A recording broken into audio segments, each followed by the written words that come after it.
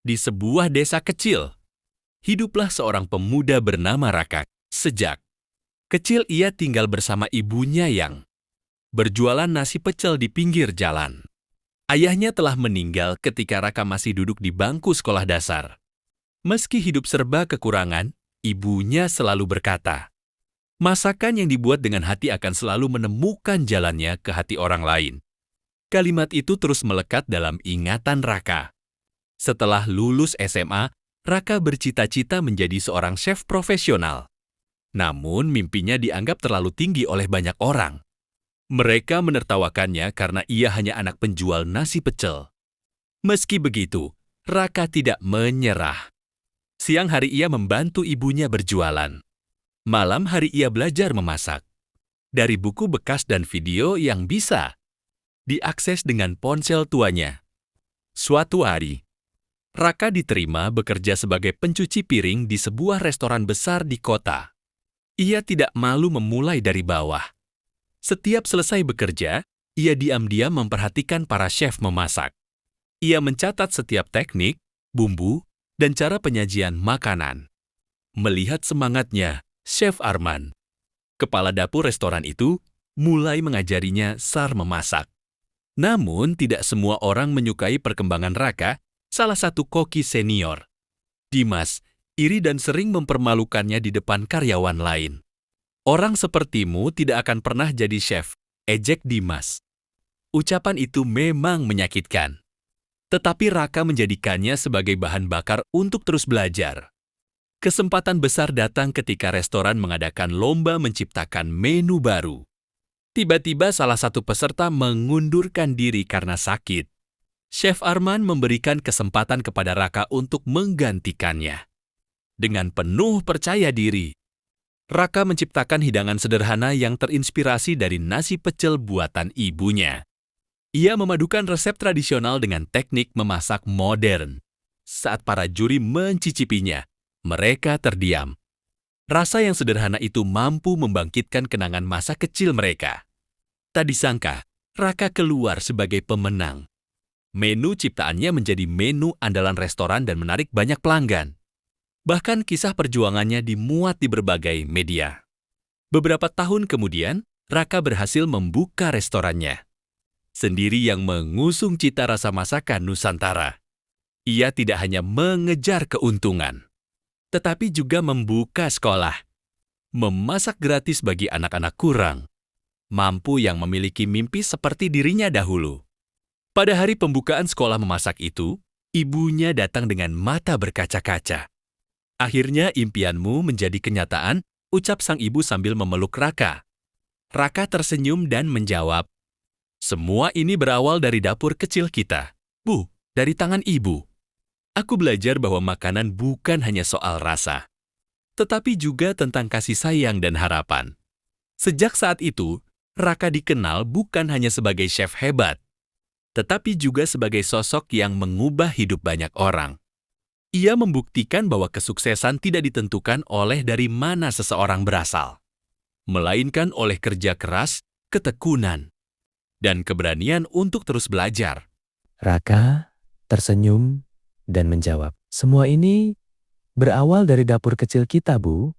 Dari tangan ibu, aku belajar bahwa makanan bukan hanya soal rasa, tetapi juga tentang kasih sayang dan harapan." Sejak saat itu, Raka dikenal bukan hanya sebagai chef hebat, tetapi juga sebagai sosok yang mengubah hidup banyak orang. Ia membuktikan bahwa kesuksesan tidak ditentukan oleh dari mana seseorang berasal, melainkan oleh kerja keras, ketekunan, dan keberanian untuk terus belajar. Keberhasilan Raka memenangkan lomba menu terbaik membuat namanya mulai dikenal. Para pelanggan datang khusus untuk mencicipi hidangan yang ia ciptakan. Chef Arman bangga melihat anak didiknya berkembang begitu cepat. Namun, tidak semua orang ikut bahagia. Dimas, koki senior yang sejak awal iri kepada Raka, merasa posisinya mulai terancam. Selama bertahan-tahan, ia menjadi tangan kanan chef Arman.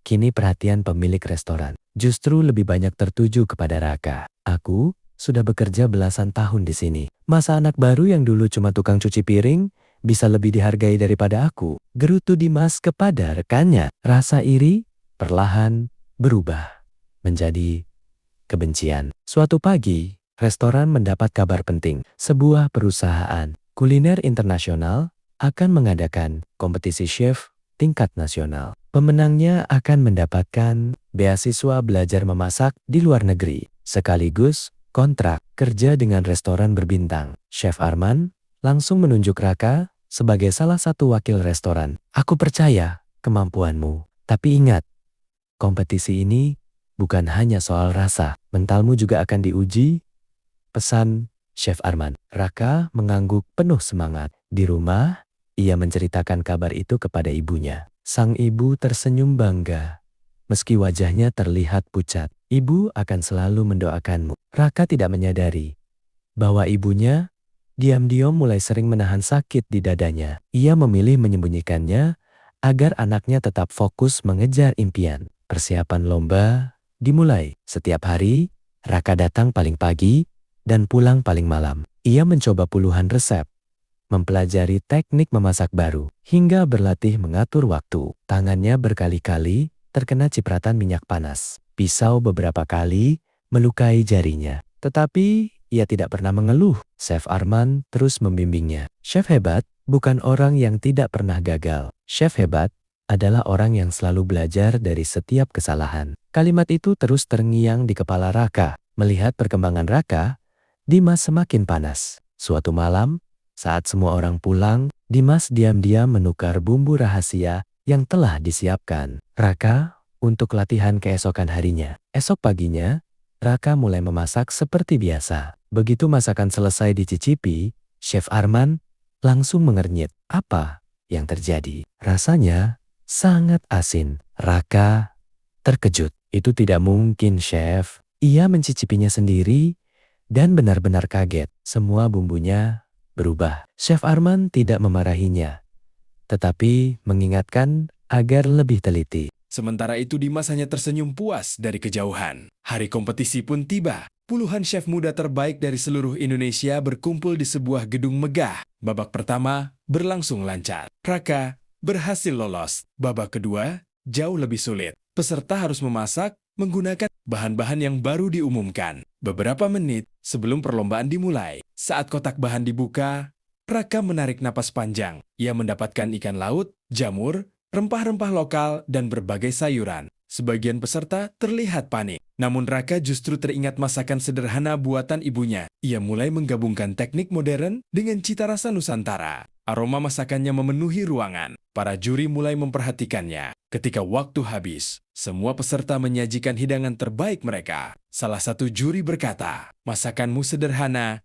tetapi memiliki cerita." Raka menjawab pelan, "Karena setiap makanan yang saya buat selalu mengingatkan saya kepada ibu." Jawaban itu membuat para juri tersenyum. Sore harinya hasil diumumkan. Raka kembali lolos ke babak semifinal. Ia langsung menelepon ibunya. "Bu, aku lolos lagi." Ibunya menangis bahagia. "Teruslah berjuang, nak." Namun setelah telepon ditutup, sang ibu kembali memegang dadanya yang terasa semakin sesak. Tetangga yang melihat kondisinya menyarankan agar ia segera pergi ke rumah sakit. Sayangnya, ia menolak. "Biarlah setelah lomba anakku selesai." Di restoran, suasana berbeda. Pemilik restoran mulai mempertimbangkan menjadikan Raka sebagai sous chef termuda. Keputusan itu membuat Dimas benar-benar kehilangan kesabaran. Malam itu ia menemui seseorang yang pernah bekerja di restoran tersebut dan memiliki dendam kepada Chef Arman.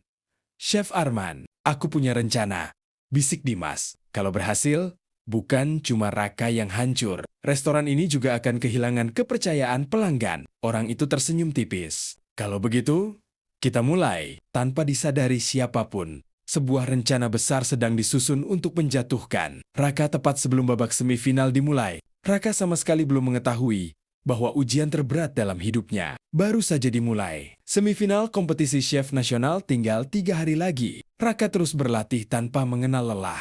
Chef Arman yakin anak didiknya memiliki peluang besar menjadi juara. Sementara itu, Dimas dan seorang mantan karyawan restoran bernama Reza mulai menjalankan rencana mereka. Suatu malam, saat restoran hampir tutup, Reza menyelinap ke gudang penyimpanan bahan makanan. Ia menaburkan bahan kimia, pembersih ke salah satu wadah, saus yang biasa digunakan di dapur utama. Setelah itu, ia pergi tanpa meninggalkan jejak. Keesokan harinya, Seorang pelanggan mengalami keracunan makanan setelah makan di restoran tersebut. Berita itu langsung menyebar di media sosial. Restoran yang selama ini dikenal memiliki kualitas tinggi mendadak dipenuhi komentar negatif. Pemilik restoran segera mengumpulkan seluruh karyawan. Siapa yang bertanggung jawab atas dapur tadi pagi? Tanyanya dengan wajah tegang. Semua mata langsung tertuju kepada Raka. Karena hari itu Raka yang pertama kali menyiapkan bahan masakan. Aku yakin bukan Raka, bela Chef Arman. Namun bukti sementara justru mengarah kepada Raka.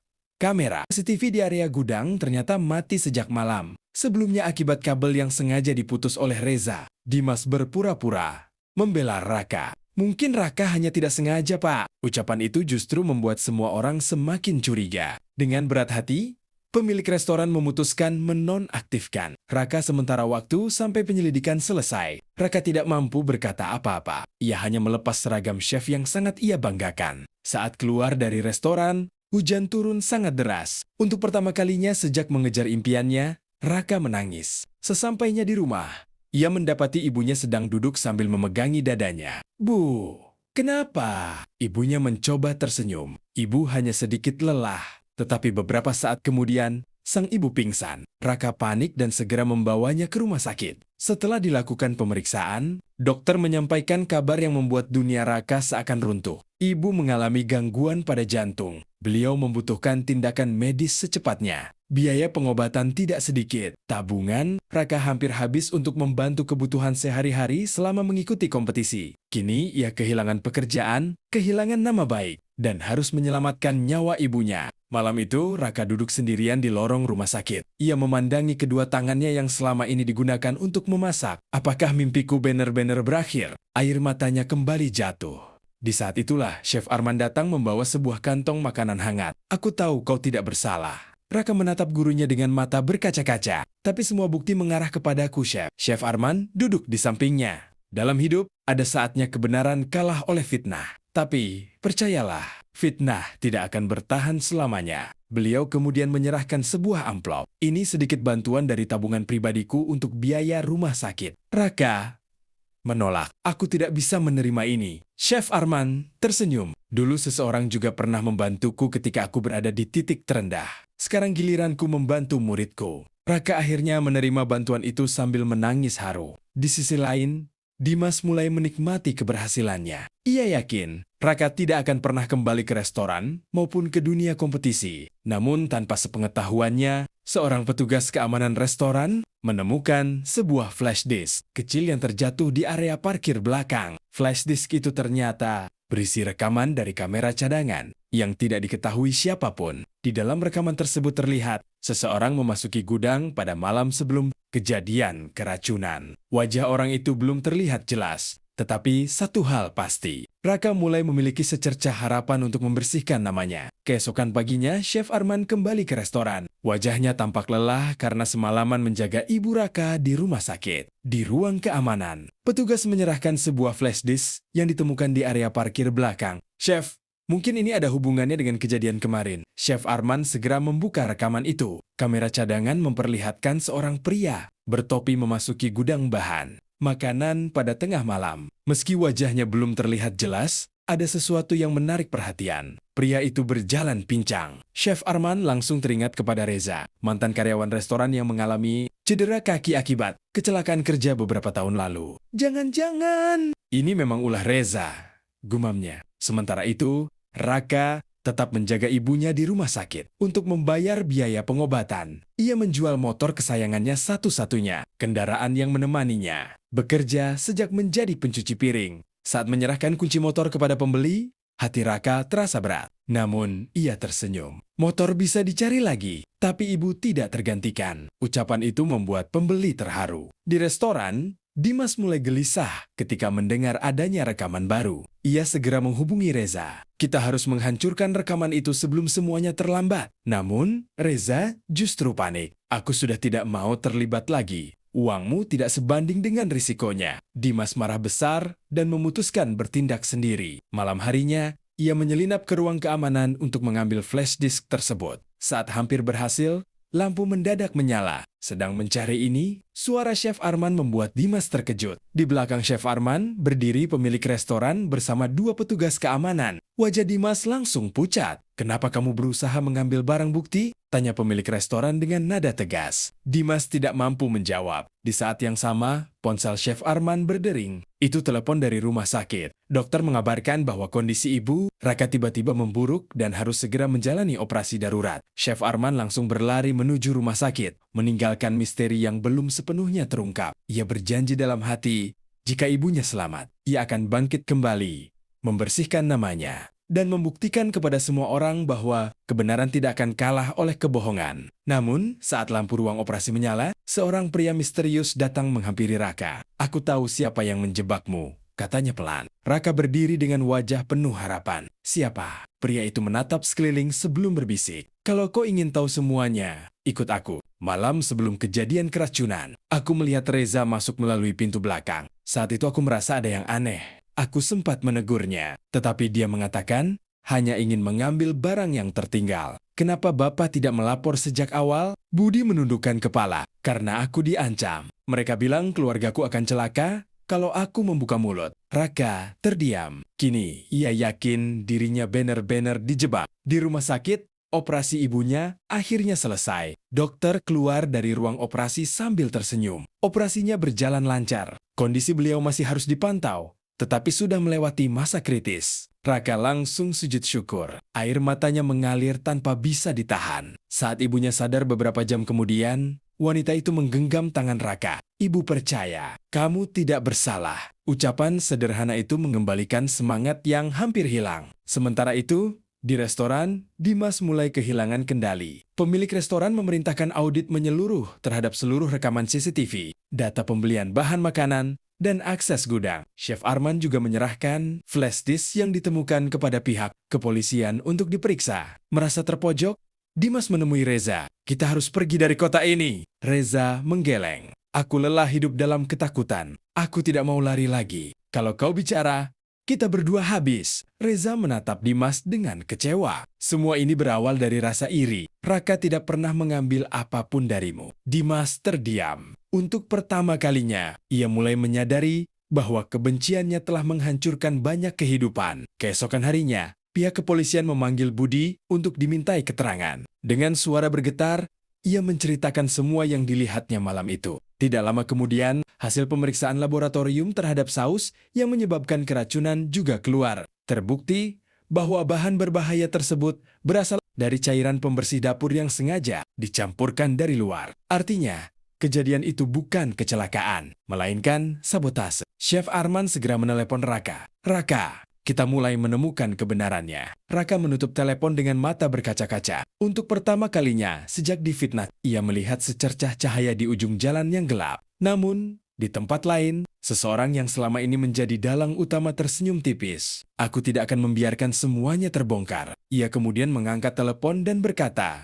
"Kerjakan sekarang juga." Jangan sampai Reza sempat memberikan kesaksian tanpa disadari siapapun. Bahaya baru sedang mengincar satu-satunya orang yang bisa membongkar seluruh rencana jahat tersebut. Pagi itu, Reza berangkat menuju kantor polisi untuk memberikan kesaksian. Di sepanjang perjalanan, perasaannya tidak tenang. Ia terus melihat sebuah mobil hitam mengikuti dari kejauhan. Sesampainya di lampu merah, mobil itu tiba-tiba memotong jalannya. Dua pria bertopi turun dan berusaha merebut tas yang berisi ponsel serta dokumen penting milik Reza. Reza berhasil melarikan diri ke keramaian pasar. Kedua pria itu gagal mengejarnya, tetapi ancaman tersebut membuat Reza sadar bahwa ada seseorang yang benar-benar ingin membungkamnya. Dengan napas terengah-engah, ia langsung menghubungi Chef Arman. "Chef, mereka mencoba menghentikanku. Di mana kamu sekarang? Jangan kemana-mana. Aku akan menjemputmu," jawab Chef Arman. Tak lama kemudian, Chef Arman datang bersama Raka.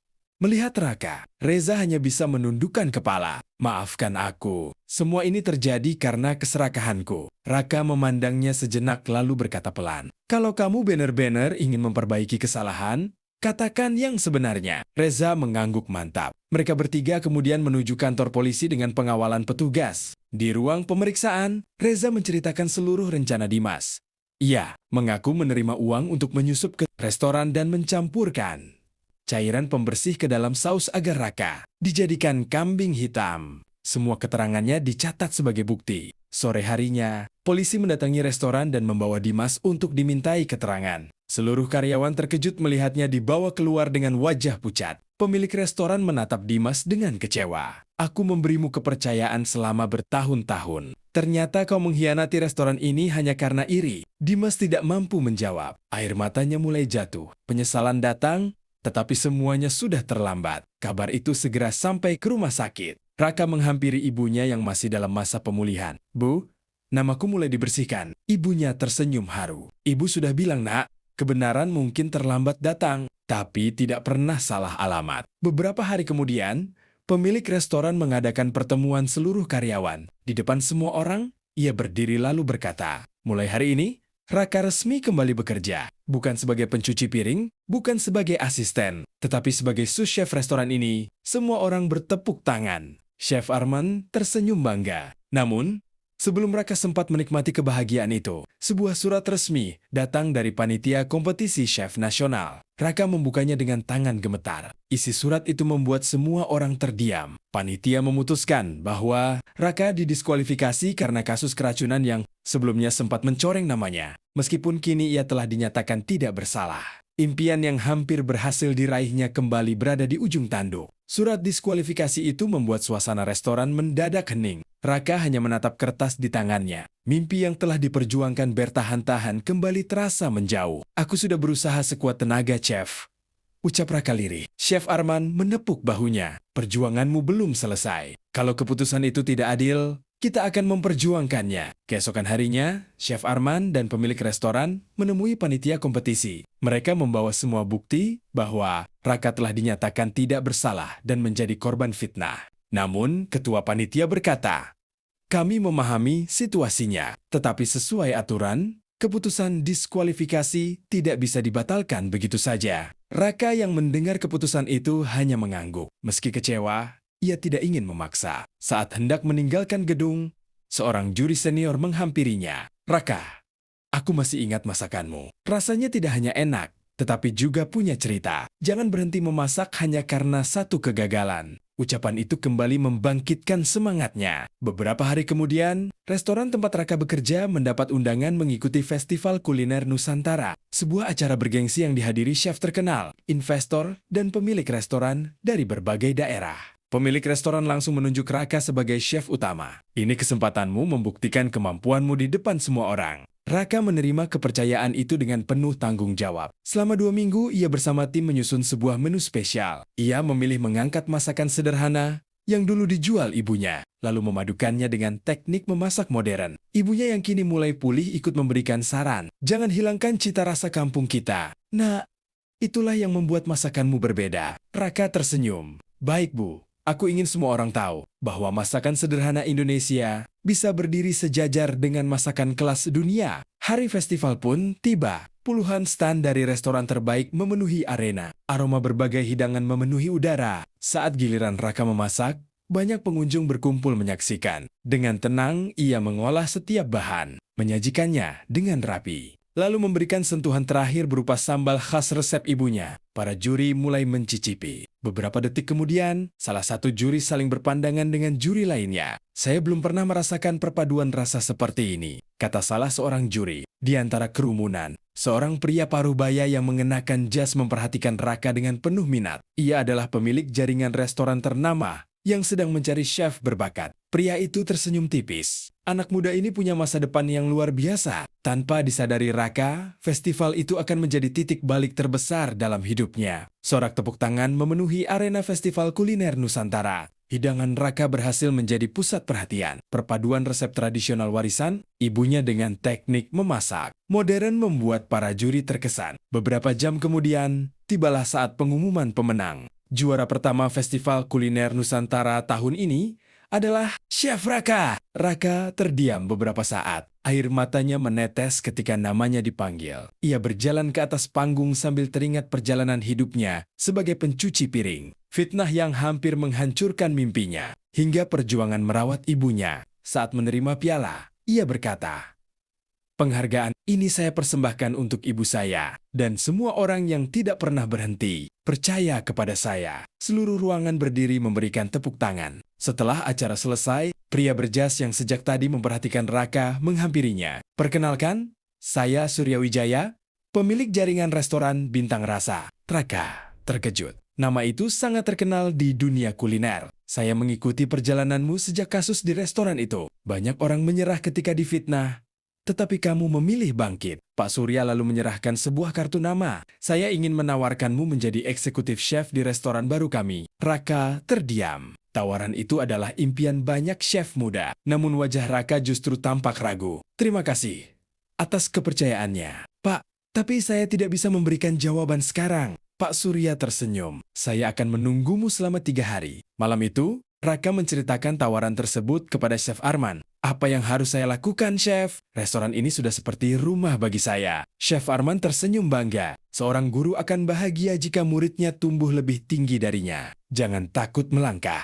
Di rumah, ibunya juga memberikan nasihat. Kemanapun kamu pergi nanti, jangan pernah lupa dari mana kamu berasal. Ucapan itu membuat hati Raka semakin mantap. Keesokan harinya, Raka menemui Pak Surya. Saya menerima tawaran ini, Pak. Pak Surya menjabat tangannya dengan senyum lebar. Selamat datang di keluarga besar Bintang Rasa. Namun sebelum mereka selesai berbicara, seorang wanita muda datang tergesa-gesa. Pak Surya, kita mendapat masalah besar. Chef utama restoran cabang Jakarta mengundurkan diri. Grand opening tinggal 2 minggu lagi. Pak Surya menoleh kepada Raka. Sepertinya ujian pertamamu dimulai lebih cepat dari yang kita bayangkan. Raka menarik napas panjang. Ia sadar, tantangan yang menantinya jauh lebih besar daripada sekadar memenangkan sebuah kompetisi. Di balik senyumnya, ada banyak orang yang mulai iri terhadap kedatangannya. Dan kali ini, lawannya bukan hanya satu orang. Hari pertama Raka bekerja sebagai eksekutif chef di restoran Bintang Rasa. Jakarta disambut dengan suasana yang tidak nyaman. Beberapa karyawan menyambutnya dengan ramah. Tetapi sebagian lainnya memandang sinis. Dia masih muda.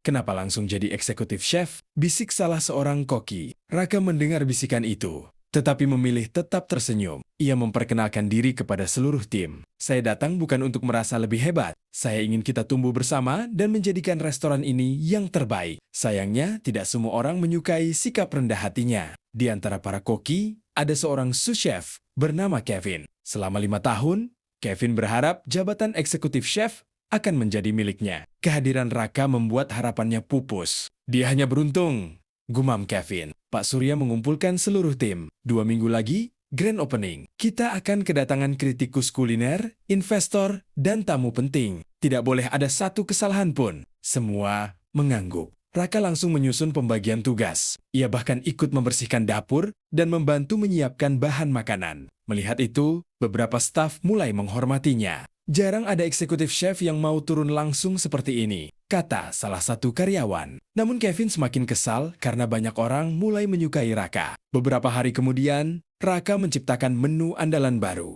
Ayam bakar rempah Nusantara dengan saus kemangi asap, seluruh tim mencicipinya. Luar biasa, puji salah satu koki. Pak Surya pun tersenyum puas. Inilah menu utama grand opening. Mendengar keputusan itu, Kevin mengepalkan tangannya. Ia merasa semua usahanya selama bertahan-tahan kalah hanya dalam hitungan hari. Malam itu, ketika semua karyawan pulang, Kevin diam-diam memotret resep rahasia Raka menggunakan ponselnya. Keesokan paginya, sebuah restoran pesaing tiba-tiba mengiklankan menu yang hampir sama. Pak Surya terkejut. Bagaimana resep kita bisa bocor? Seluruh tim saling berpandangan. Raka tidak ingin menuduh siapapun tanpa bukti. Saya yakin, cepat atau lambat pelakunya akan ketahuan. Sementara itu, seorang kritikus kuliner terkenal mengumumkan bahwa ia akan datang lebih awal untuk melakukan penilaian dayam-dayam sebelum grand opening. Pak Surya langsung panik. Kalau pelayanan atau makanan mengecewakan, reputasi restoran kita bisa hancur sebelum resmi dibuka. Raka mencoba menenangkan semua orang. Jangan fokus pada rasa takut.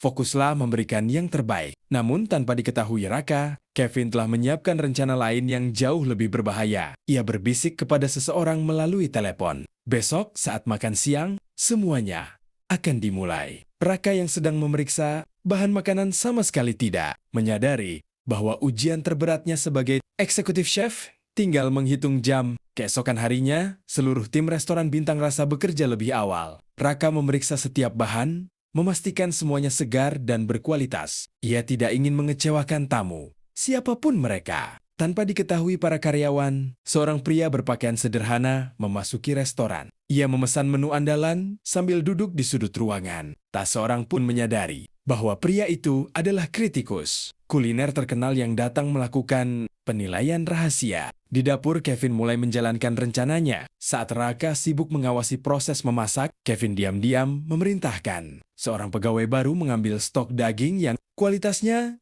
lebih rendah. Gunakan yang itu saja. Chef Raka pasti tidak akan tahu, bisiknya. Namun, pegawai baru itu ragu. Tapi chef, bukankah eksekutif chef sudah memilih bahan yang lain? Kevin menjawab dengan tegas. Ikuti saja perintahku. Beberapa menit kemudian, Raka mencium sesuatu yang aneh. Aroma daging yang dipanggang tidak seperti biasanya. Ia segera menghentikan proses memasak. Tunggu, daging ini bukan yang saya siapkan tadi pagi. Seluruh dapur mendadak hening. Raka memeriksa label penyimpanan, lalu menyadari telah terjadi pertukaran bahan. Buang semuanya. Kita mulai lagi dari awal.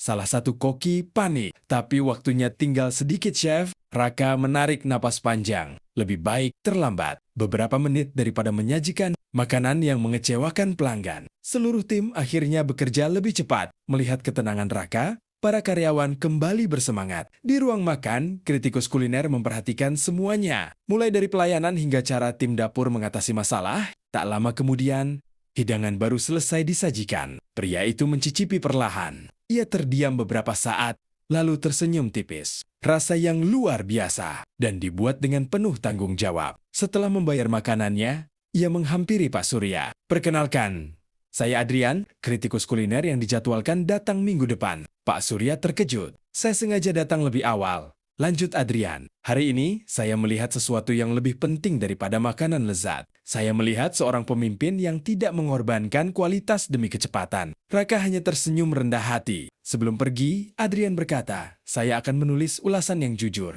Restoran ini memiliki masa depan yang cerah. Di balik pintu dapur, Kevin mendengar semua percakapan itu. Wajahnya pucat, rencananya kembali gagal. Namun, kamera pengawas restoran ternyata merekam seluruh aksinya saat menukar bahan makanan. Rekaman itu kini berada di tangan Pak Surya. Besok pagi, kata Pak Surya dengan wajah serius, semua kebohongan akan berakhir. Pagi itu, seluruh karyawan Bintang Rasa dikumpulkan di ruang rapat. Tidak ada yang mengetahui alasan pertemuan mendadak tersebut. Suasana terasa tegang. Pak Surya berdiri di depan dengan wajah serius. Di sampingnya berdiri Raka dan kepala HRD. Sebelum grand opening, saya ingin menyelesaikan satu masalah yang mengganggu tim kita. Pak Surya menyalakan layar proyektor. Rekaman CCTV mulai diputar. Semua karyawan terkejut ketika melihat Kevin diam-diam menukar bahan makanan yang telah disiapkan Raka. Ruangan mendadak sunyi. Kevin mencoba membela diri. Itu bukan seperti yang Bapak pikirkan. Pak Surya menatapnya tajam. Lalu bagaimana kami harus memikirkannya? Bukti sudah sangat jelas. Kevin menundukkan kepala. Air matanya mulai mengalir. Aku hanya ingin mendapatkan posisi eksekutif. Chef,